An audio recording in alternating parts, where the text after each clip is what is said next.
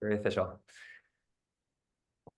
Okay, so I'm not going to be conducting the interview, although I might have a question for you. I'm just sitting here kind of dealing with the Zoom. One of our PAC officers, Dennis, is going to do that. Dennis, do you mind if I turn the camera towards you? Oh, yeah, sure. Okay, cool. So maybe I think they should be able to see you now. Yep. Can everyone see And me? Aaron, just let us know when you're ready, and we'll start us off. I'm ready. I'm ready. I'm ready. Excellent. And are we recording? Yeah. Super. Hey there, I'm Dennis Hendricks. I'm the Milk Club PAC officer. And just a reminder, this interview is being recorded and will be posted to our website for those who can't make it today. And so thank you for participating in our endorsement process and for submitting your questionnaire. This interview will last 15 minutes and we'll try to keep our responses, if you can keep your responses to a minute or two, just in order to maximize the number of questions we can ask. And just to get started, please introduce yourself, the role you're running for, and your pronouns. I will in just a second, Dennis. What I'm trying to do is I am on my cell phone and I'm trying to actually now go to a laptop. So if you let me in on that, it will be much better. Perfect. Excellent. Let me hang up on your phone. All right. Wait. Cool. Okay. Thank you so much. So yeah, if you could introduce yourself, the role you're running for, and your pronouns, that'd be great. Thanks, Aaron. Well, hey, Aaron, do you want to turn your camera on? You don't have to. I just did. Hello, august members of the Harvey Milk LGBT Club. My name is Aaron Peskin. I am a candidate for mayor. He, him, his, and I really appreciate the opportunity to be before you. I was first elected to the Board of Supervisors after coming off of the Tom Amiano 1999 mayoral revolution on the eve of district elections. And was incredibly excited about the prospect of having a progressive mayor to lead the city and county of San Francisco.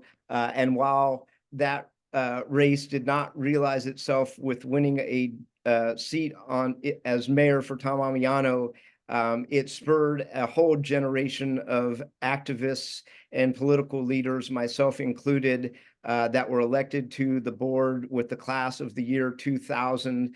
I want to bring that leadership that I have displayed on and off for the last 24 years to room 200 to be the first progressive mayor that San Francisco has had in almost 35 years, fighting for everyday San Franciscans.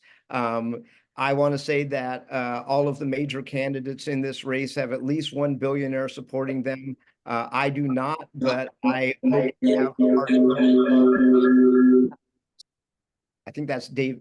I hope to have the Harvey Milk Club. I am not only honored to have been supported by Milk in each of my 5 successful races for the Board of Supervisors, but I am more honored to have walked with you for the success of countless ballot measures, of countless progressive victories to various offices, whether it was the progressive DA's race where Chesa Boudin succeeded. As you know, I have had no political qualms about opposing the recall of Mr. Boudin. I was the person who had the political fortitude and courage to stand up for Banco Brown and attempt to hold our current district attorney accountable in that matter. And I have always been a proponent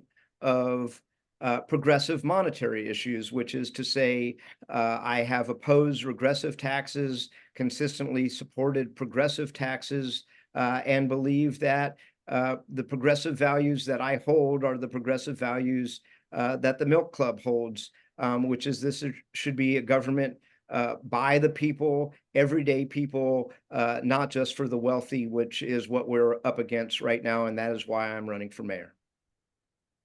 Excellent. Thank you, Aaron. I'll ask one question on behalf of the Milk Club, which is, why do you seek endorsement from Harvey Milk LGBT Democratic Club, and how do you assess the role of the Milk Club in San Francisco politics? I seek the endorsement of the Milk Club because I think that the Milk Club's values, indeed the values that Harvey Milk himself espoused, that were espoused by Harry Britt, who endorsed me in my first supervisorial run, by Tom Amiano, and a legacy of progressive LGBT elected officials, are the values that I hold dear. This is, you guys are the progressive gold standard for endorsements in San Francisco, and not in election cycles. You continue to press progressive policies and hold elected officials accountable. And you're that's precisely why so many folks who have been involved in Milk are the kind of people that I wanted to appoint to the Board of Appeals and to the Planning Commission and other seats, because you express the voice of everyday people in San Francisco and the people who need government the most. Excellent. I want to give folks in the room or folks on Zoom a chance to ask some questions as well. So we'll kind of take people as they come through. So any other questions to add for Aaron? Hi, Supervisor Peskin. Hey, Joshua. Good to see you. My question is, you stated that you support dissolving PG&E to create a publicly owned power agency. As mayor, how would you actually fully accomplish this? So let me give you the unvarnished truth. And starting with, yes, I've always thought that the basic necessities in our society should be municipalized, whether it is our water and sewer that San Francisco does own and do a good job of. And by the way, San Francisco is in the electrical business and has been for over 100 years. And as such, I was an early proponent of municipalizing Pacific Gas and Electric. The biggest step, which I actually authored and changed the charter, and San Francisco now has the ability to issue revenue bonds without a vote of the people, because the people voted to allow the PUC to issue revenue bonds to acquire PG&E, has been done. Right now, we are going through the legal process in front of the California Public Utilities Commission to move forward with what may ultimately be, if they are not willing sellers, an eminent domain action to take PG&E through court order by the city and county of San Francisco.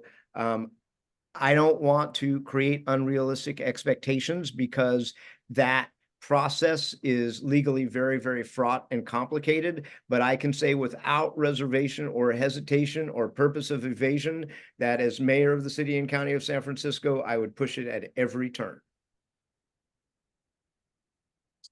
Thank you. And by the way, we have already proven through community choice aggregation that we can offer clean power cheaper than PG&E does.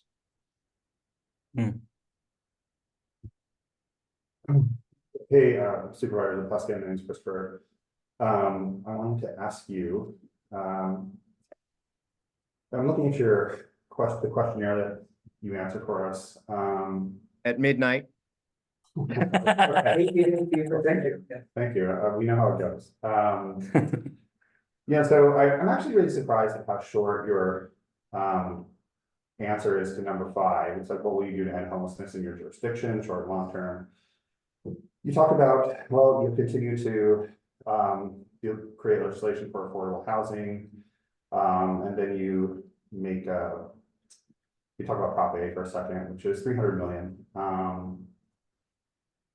Yeah, let me address it. I'm sorry, I'm doing like tons of these questionnaires and I get burnt out and tired. So let me just start with this, which is I said I was going to stand up a Tay Navigation Center in District 3 because I believe in geographic equity for all things. I believe in racial equity for all things. I believe in economic equity for all things.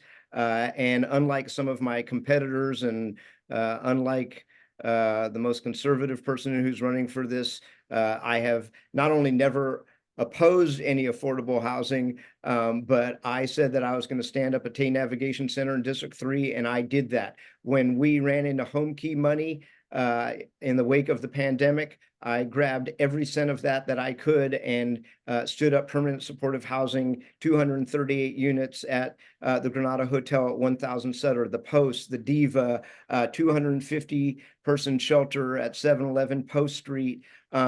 Yes, supported, and I'm proud of the Prop A bond because the mayor didn't want to do it, and I pushed her to do it, and she said it was going to lose. And thanks to the Milk Club and progressive San Franciscans, it won.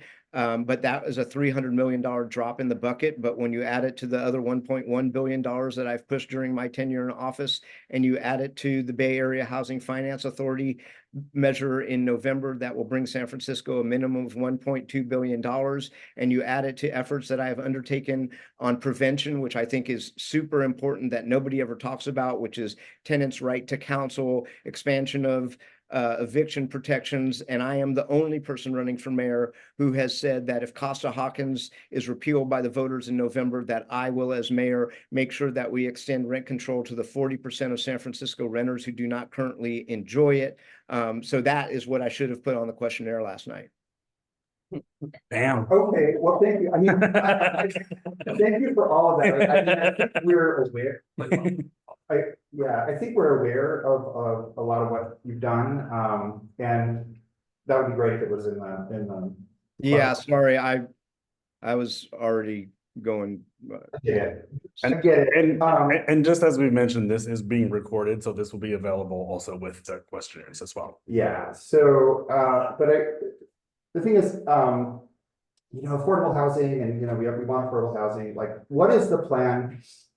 Do you have an idea that we can end homelessness? I mean, the city does, the city has, or HSH put forth a report about place for all, we need $900,000 over the course of 3 years to end homelessness in San Francisco. Wait, say that again?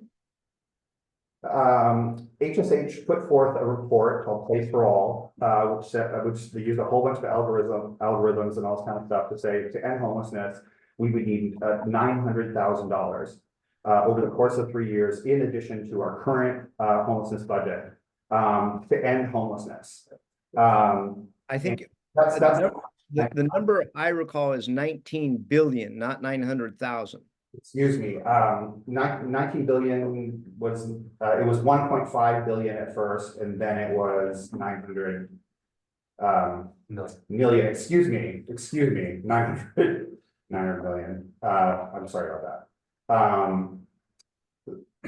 But what the question that we're trying to ask you in the questionnaire is, what is the plan to end homelessness? Do you have one? So I think that any politician who says that they are going to end homelessness is making a promise that they will not keep. I think that elected officials who have fortitude, who have experience, who are willing to support progressive taxes, who are willing to float general obligation bonds, who are willing to fight with corporate landlords, who are willing to fight the algorithms that are being used to artificially inflate the value of rental properties in San Francisco, have a chance. It is about prevention. It is about affordable housing. It is about treatment, and it is about shelter. And as I say around, and I say this as somebody who's in recovery, when people say abstinence is the only way, we don't believe in harm reduction, I say, hey, baloney. Different people need different solutions. Yeah, abstinence is working for me, but it doesn't work for everybody. And my recovery is very different from other people's recovery. And actually, there was a great piece by Nuala Bashari in this morning's Chronicle about how cold turkey quitting as an alcoholic can kill people. And we know that relative to fentanyl and other drugs. And so the reason I'm bringing that analogy, which is I also don't think that San Francisco should only be saying housing first, housing only. We also have an obligation to stand up sufficient amounts of shelter. And then finally, now that Prop 1 is passed, let's work regionally. As mayor, I would work with the mayors of San Jose and Oakland and Berkeley to put our hands on some of that Prop 1 money to reverse what goes back to the Ronald Reagan governor days, where we abandoned our mental health treatment, where we abandoned our substance use disorder treatment, to start utilizing unused and underused state facilities to give, San Franciscans and people regionally the treatment that they need. And that is part of homelessness. And then finally, let me say, this is not just the scourge of San Francisco.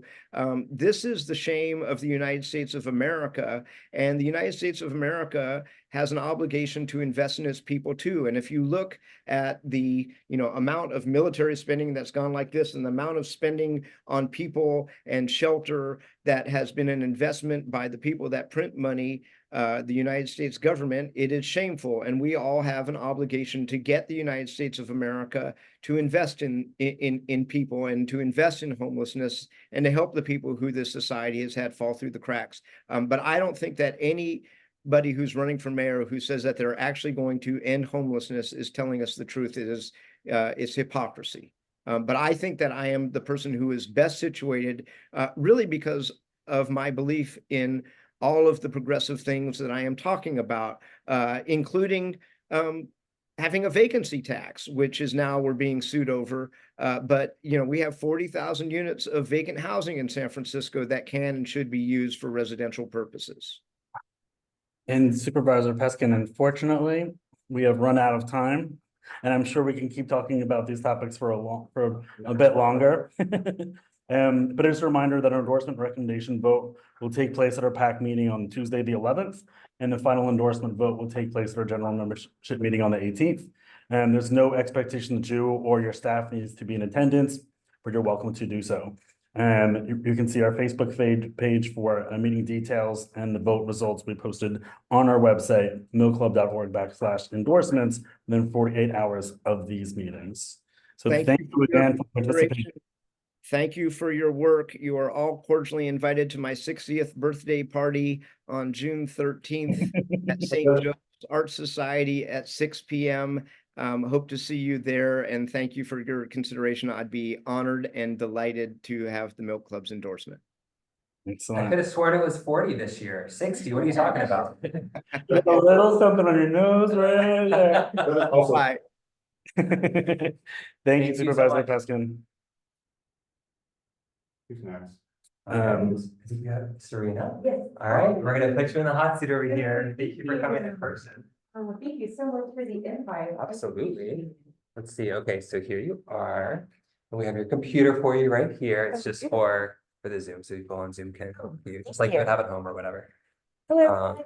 Hi. And there's just a few people on. It's not a big deal. Do I need to? No Yeah, interaction. sounds You're good. good. Yeah, we're just getting it set up here. So all that. Okay, good. We did it. Thank you. Thank you all so much for the invite. Is it comfortable? Mask on, mask off? What, for everybody else? Okay, I find it's a little easier to speak without it personally, but I know some of the communities, due to their community members' vulnerabilities, still require some masks, so I just wanted to make sure. My name is Serena Hughes, and I'm excited to be here. So, Serena, I'm Dennis, Nice and to I meet you. am, pronouns are he, him, his, and I'm the Mill Club PAC officer. And just a reminder, this interview is being recorded and will be posted on our website. Fixing some reviews. And so for anyone who can't make it today, they can always watch. And so thank you for participating in the endorsement process and for submitting a questionnaire. And so the interview will last 15 minutes, but we started a little bit late, we'll leave your time in. And so we'll try to keep your responses to about a minute or so or less, just to get all the questions in from everyone in here. And just to get started, I know you already started, but if you could introduce yourself, the role you're running for, and your pronouns. oh, perfect. Okay. Ooh. My name is Serena Hughes, and my pronouns are she and her, and I am a mayoral candidate. And so Serena, why are you running now? why have I decided? I feel as a voter that none of the more known candidates really represent my San Francisco values.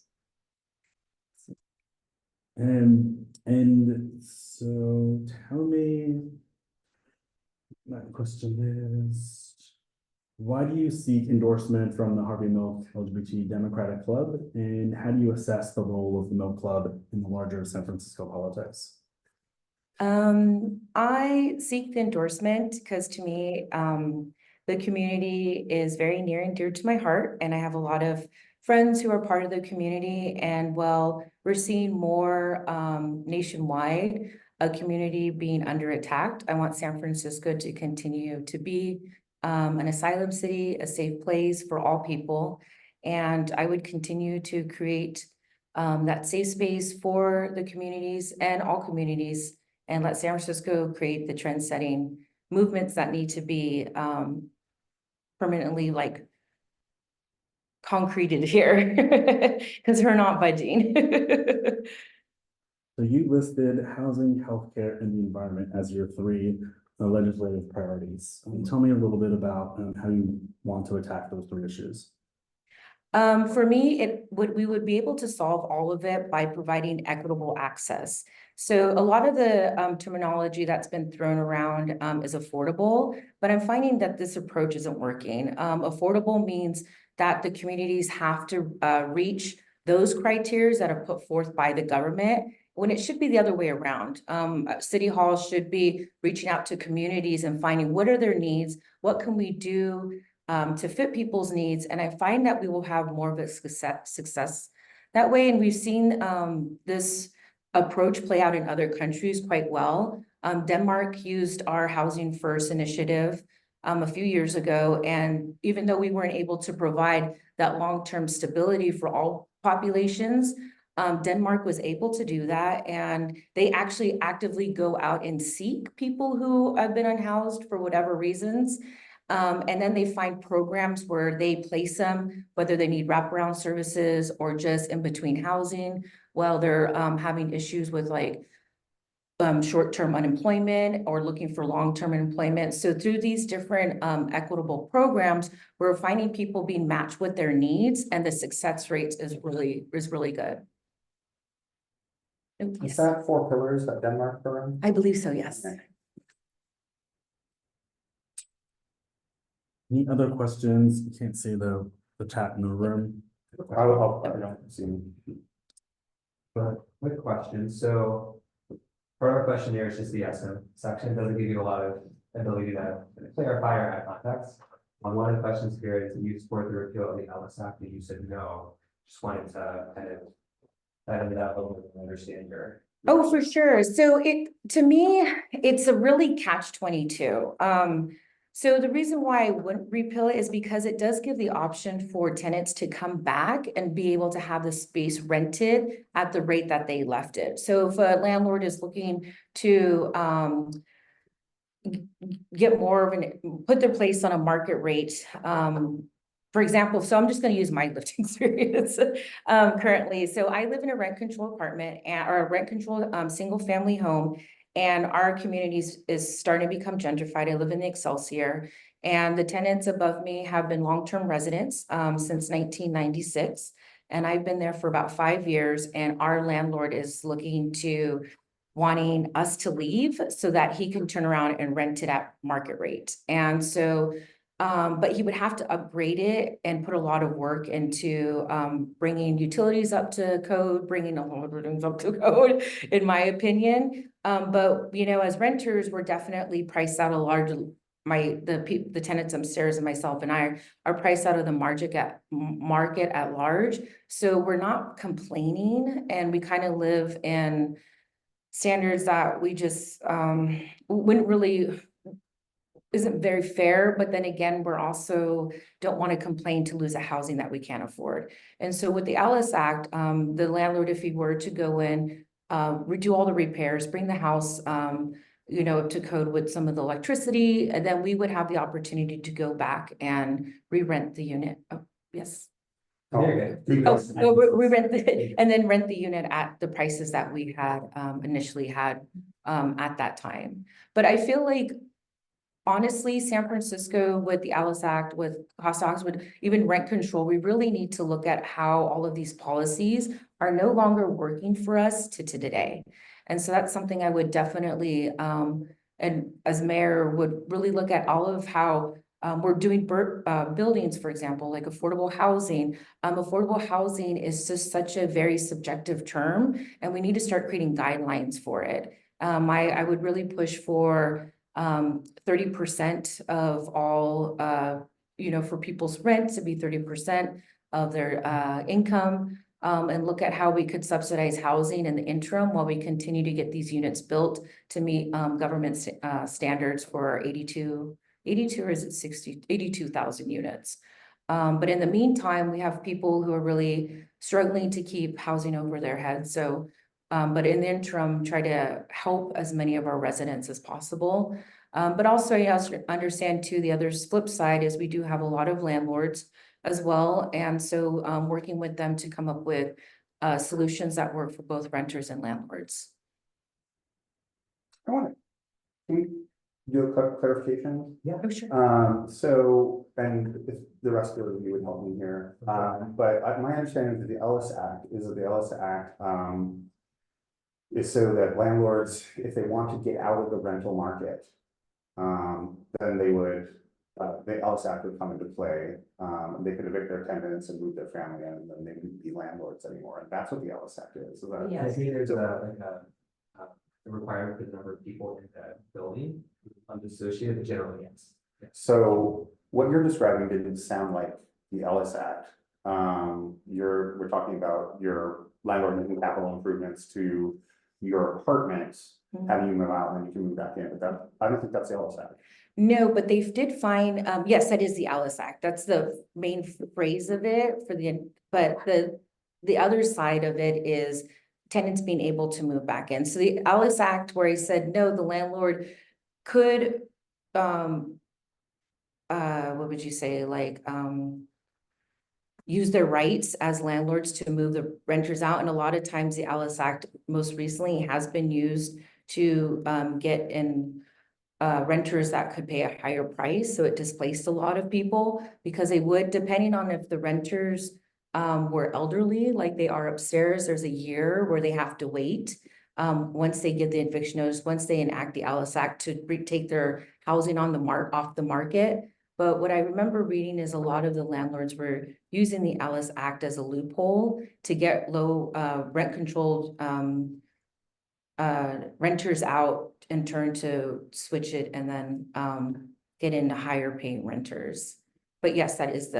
But if the Ellis Act existed, they couldn't evict you in the first place. And this is where then we would have like. Or did it exist? Excuse me. Oh, go ahead. See, I was correcting myself. Or if the Ellis Act didn't exist, they couldn't evict you in the first place. I personally find from my understanding is, and from what I have experienced, there's a lot of loopholes for landlords to be able to evict you, unfortunately. Yeah. Yeah, Oh, I yes. saw it just like, also like about the Ellis Act because I used to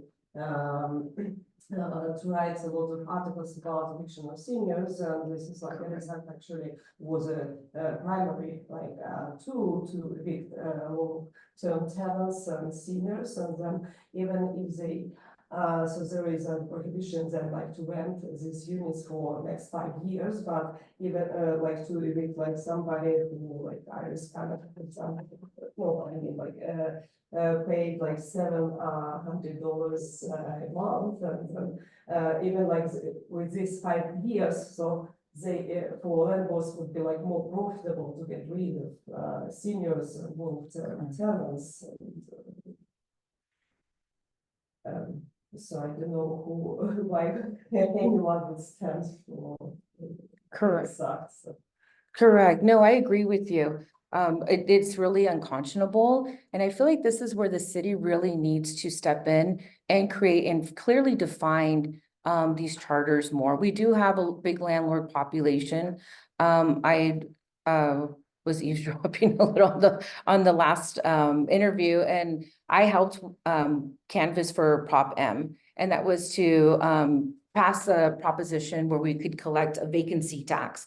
And the landlords were very up in arms, and a lot of real estate companies are looking, they have it in the courts right now saying that it's unconstitutional in their rights that they should have to rent their units out whether they want it to or not, and that they shouldn't be penalized for keeping empty units.